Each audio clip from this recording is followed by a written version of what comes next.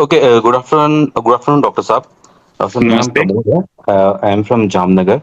Sir, मेरा okay, question ये है कि अराउंड 1 ईयर बैक ना मुझे ये से सिम्पटम्स आए थे, जैसे आपने बोले थे ना, रेड स्पॉट्स हो जाते हैं स्किन पे, वैसे जी। काफ़ी थे और वो मैं करीब 1 डेढ़ साल से देख रहा था। हुँ, हुँ। तो वैसे तो मुझे जब मैंने नेट पे सर्च किया तो मुझे पता चला it can be some kind of vasculitis. तो जी। मैडम ने मुझे रेफ़र किया था डॉक्टर को, तो मैंने वहाँ पे कंसल्ट किया। तो हुँ, हुँ। अ, एक मैंने कुछ 1-2 सेशन उनके पास गया मैं, और फिर मेरा कुछ सिटी चेंज हो गया जॉब के रिगार्डिंग, तो फिर मैं जी, कंटिन्यू नहीं कर पाया। मेडिकेशन भी मैंने फिर बंद कर दी 2 महीने में। फिर जी, उसके बाद क्या हुआ कि फिर कुछ वो सिम्पटम्स पूरे बंद हो गए, मतलब ना, जी। फिर करीब ऐसा 7-8 महीना रहा कि कुछ सिम्पटम्स आ ही नहीं रहे थे। तो फिर हुँ, मुझे हुँ। लगा कि शायद ये ठीक हो गया, या फिर मुझे पता नहीं चला।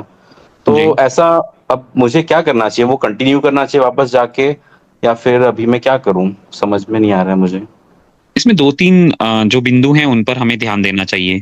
आई होप आप हिंदी अंडरस्टैंड कर पाएँगे। या श्योर तो सर। हुँ, जी।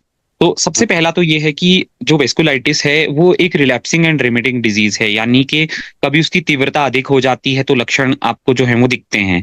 लेकिन उसके कुछ समय के बाद में अगर उसने शरीर पे बहुत अधिक नुकसान नहीं पहुँचाया है, तो वो अपनी जो वेस्कुलाइटिस है वो अपनी तीव्रता कम कर देता है और व्यक्ति जो है वो लक्षण विहीन हो जाता है, लेकिन बीमारी तो शरीर में रहती है।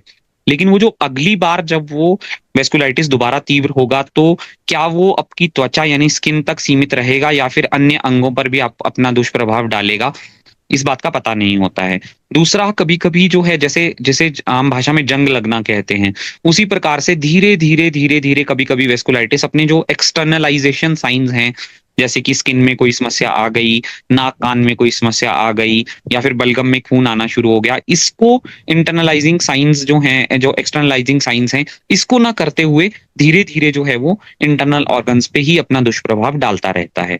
तो इस कारण से, या कि हम जो नेक्स्ट एपिसोड हमारा होना है वो कितना डिजास्टरस होगा, ये बात हम नहीं जानते। जैसे हम भूकंप के बारे में जानते हैं कि मान लीजिए कि आज भूकंप जो है वो रिक्टर स्केल पे सिर्फ 3 आया है, तो ऐसा नहीं हम कह सकते कि अगला भी 3 स्केल पे ही आएगा। हो सकता है वो उतना ही आए जितना कि जो है कुछ वर्ष पहले भुज में आया था।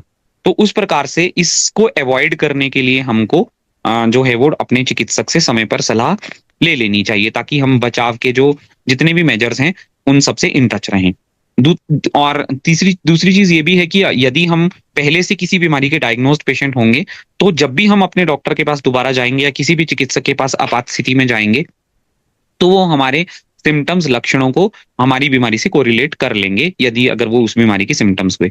दूसरा ये है कि अगर हमारी बीमारी प्योरली इंटरनलाइज़िंग हुई, तो हमारे लक्षण ही नहीं आएँगे और हम अल्टीमेटली सीधा जो है वो एंड स्टेज मतलब जो एंड स्टेज टाइप का डिज़ीज़ होगा उसमें लैंड अप करेंगे, जब हमें इसके बारे में समझ आएगा। तो उस स्थिति में डॉक्टर के लिए भी इलाज करना जो है वो बहुत मुश्किल हो जाता है, और परिवार के लिए तो, और रोगी के लिए तो आप समझ ही सकते हैं कि स्थिति कितनी गंभीर हो जाएगी।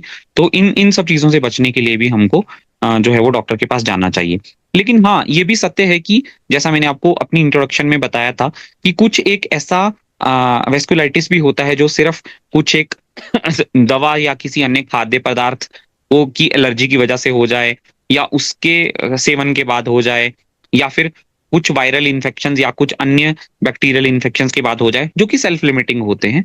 तो यदि ऐसा होगा तो भी हम री एटलीस्ट कम से कम रीएश्योर हो जाएँगे कि हमें इस तरह की गंभीर बीमारी नहीं है। तो हर स्थिति में मेरी आपको यही सलाह होगी कि आप एक वेल क्वालिफाइड जो भी आपके नज़दीक है रूमेटोलॉजिस्ट, उनसे मिलिए और इसको एक लॉजिकल कंक्लूजन तक लेकर के जाइए।